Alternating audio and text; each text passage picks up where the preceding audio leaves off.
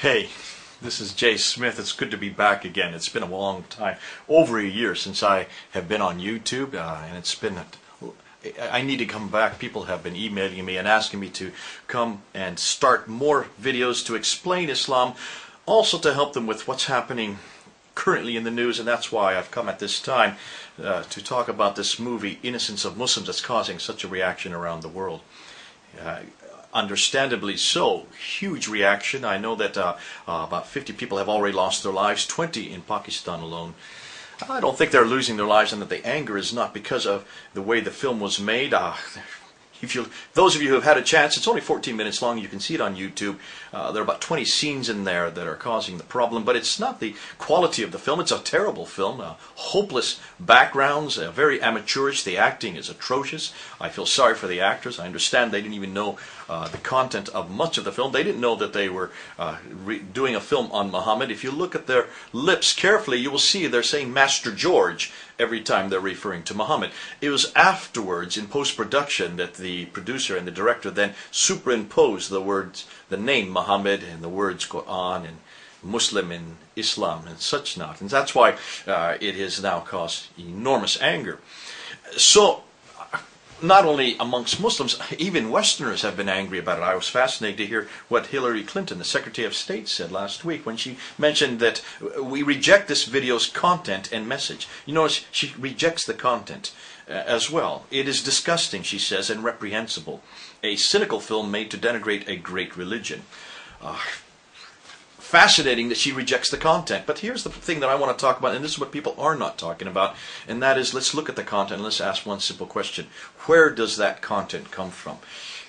This Nakula Basili Nakula, who supposedly put this film together, whether he's a Coptic Christian or where his background is, we don't know.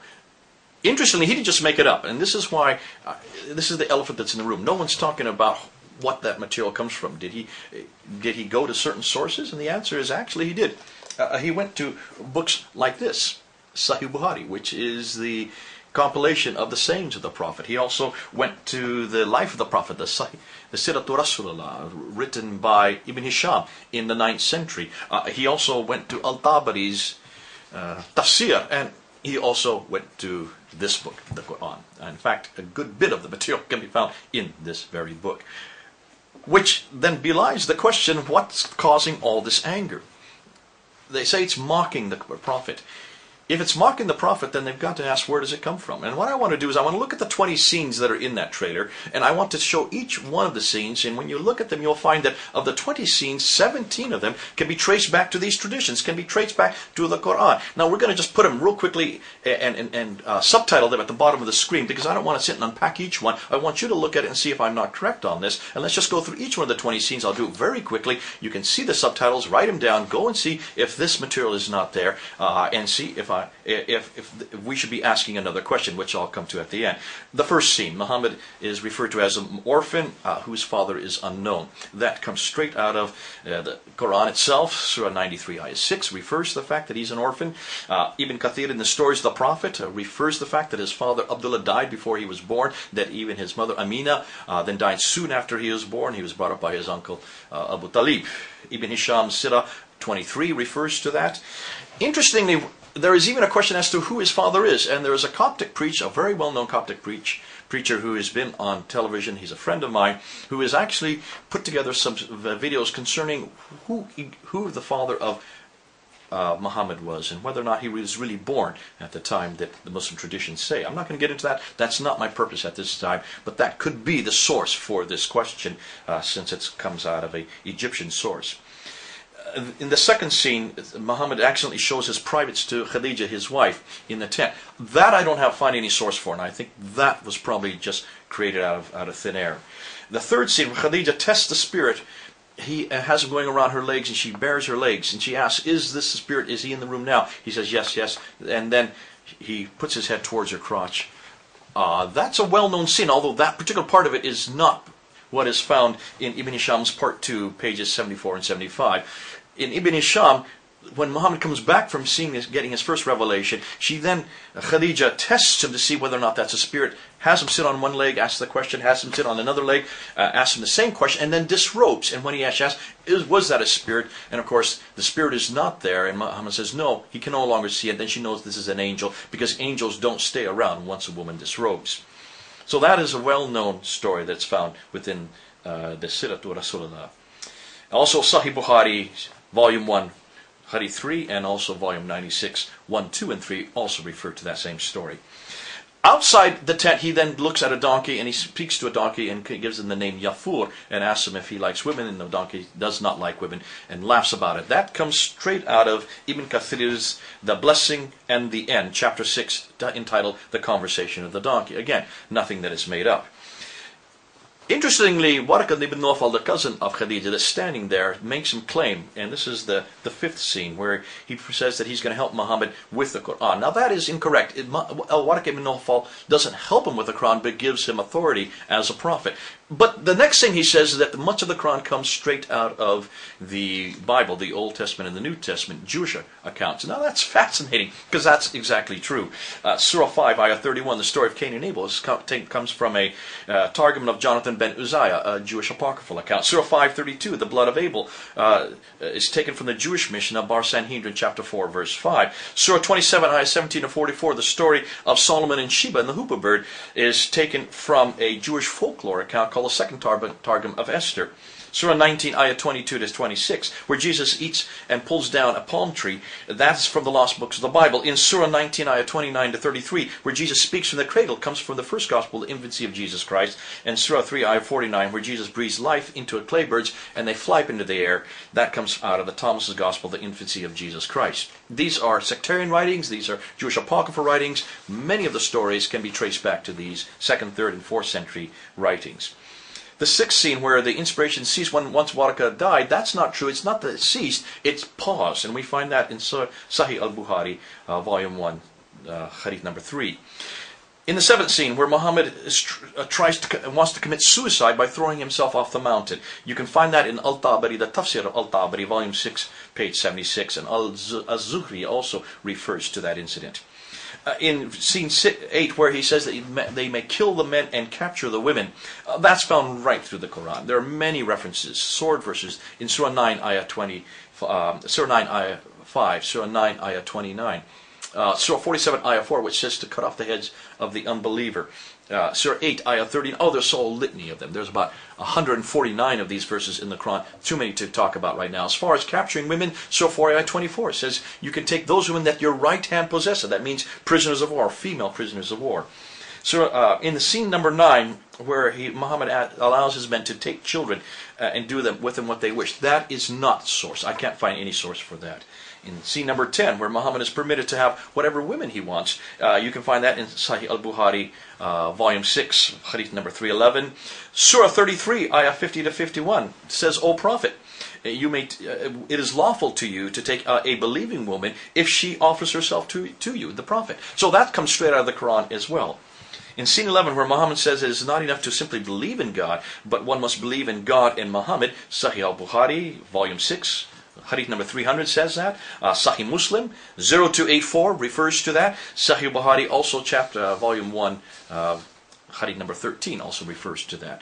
That Jews must pay either extortion money or move to Palestine. In Surah 9, Ayah 29 gives support for that they must pay the jizya tax. But the reference they must leave Palestine if they do not submit, that's in Sahih al-Bukhari, Volume 3, Hadith number 531. One of the more contentious scenes is found in the 13th scene, where Aisha's father allows his 9-year-old daughter to marry Muhammad. He was 53 at that time. You can find many references. We can just put them on the screen down there. Sahih al-Bukhari especially talks about this quite a few times. Volume 7, Hadith number 68, and also 88. There are so many references. We're not going to bother with too many of them. You can look at them up yourself. The reference that Muhammad is gay in the 14th scene, I don't really know that that really comes up, but certainly we do know that in Mishkat al-Masabi 4889 that there is a love relationship between, and there's a loving relationship between he and another man. Abu Dawud 1665 also refers to this. I don't think that's homosexuality. I think that's the kind of loving relationship that we find in the Bible between Jonathan and David.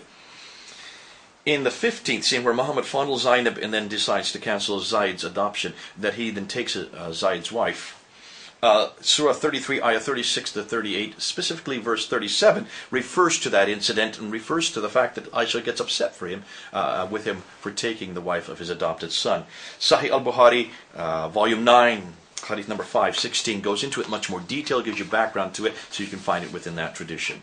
The ripping in half of an elderly woman, that is found in Ibn Hisham's biography of the Prophet, when two camels take and split her legs apart. That's found right in his biography, page 665, under his orders. 17th scene where Muhammad orders men to cut off the arms and legs of the husband of Safiya. Again, no source for that. I cannot find any reference to that. That Muhammad has a Jewish man killed in front of his wife. That's again found in his biography, in Ibn Hisham's biography of the Muhammad, page 177, that you can find in Guillaume's translation of that reference. The 19th scene where Hafsa catches Muhammad in bed and then chases him around. Now the chasing around is not necessarily part of the tradition, but certainly the tradition is there that Hafsa finds Muhammad in her bed when she comes back unexpectedly, and he's there with the Miriam, his Coptic wife. That you can find in the Mishkat al-Masabi, volume 2, pages 680 to 681. And Surah 66, ayah 1 refers to that incident. And the last one, where it says that every non-Muslim is an infidel and their land's children are Muslim spoils. Surah 8, ayah 39 refers to that. Surah 4, ayah 24 talks about that. Sahih Bukhari, volume 5, 448a also refers to that. Now, what are we doing here, and why is it we're giving you all these references? The reason is very simple. We do that because we want you to see that almost all this film, though it as bad as it was made, does refer back to these traditions. Al-Bukhari, Sahih Muslim, Ibn Dawud, Al-Tabari, and of course the Quran itself. If Muslims are going to get angry and get so hostile, have so much hostility towards, they need to ask the simple question: does this material exist in your own traditions? If so, is it really mockery? Well, listen, we mock Jesus Christ. There's been many references, many movies, Last Temptation of Christ, that mocked Jesus, suggesting that Jesus married Mary or Magdalene, and later on Mary and Martha. Jerry Springer the Opera, when that was brought out and was going to be shown on BBC Two here in Britain, I remember 47,000 people wrote in to have that stopped because it really mocks Jesus, has him in nappies or diapers, and it was BBC continued to show it regardless of how many thousands of signatures. 47,000 broke all records, and they continued to see it, and we had to watch it. Well, we didn't have to watch it, but it was on our TV. Now, how do we react as Christians? Well, we send in letters and we ask them not to show it. That's as far as we can go. We don't riot. We don't put death threats up. There's no reason for us to do that because Jesus takes an awful lot of mockery. He does. For 2,000 years, people have mocked him. They will continue to mock him. They mocked him during his lifetime. Certainly the Jews mocked him, and certainly the Romans mocked him as they put those crown of thorns over his head. And every time, Jesus took the mockery. That's the beauty of Jesus Christ. He can take the mockery. It looks like Muhammad can't. And I think that's where Muslims need to ask really the real question. If your prophet cannot take this kind of questioning, you call it mockery. It's not really mockery in the fact that it all comes out of your traditions, and I don't think you would call your traditions mockery. These are serious questions. Did he do these things with this woman? Did he have this kind of relationship with his wife? Was he a violent man like this? And the answer is yes. It's right through your traditions. It's right through your Quran. Did Jesus do the same? No, he didn't. And that's the beauty of Jesus Christ, and that's why I love to defend him. And I don't mind it when people do mock him, because by mocking him and by even questioning him, by criticizing Jesus Christ, it allows me a platform then to defend him. Jesus can take this mockery. Jesus can take any kind of criticism. Muhammad cannot. Wanted to ask that question, wanted to start our series of videos by asking that which is in the news right now. And I thank God that I can come back to Jesus Christ, knowing that he stands above criticism. You can as well. Come on home. This is Jay then. Over and out.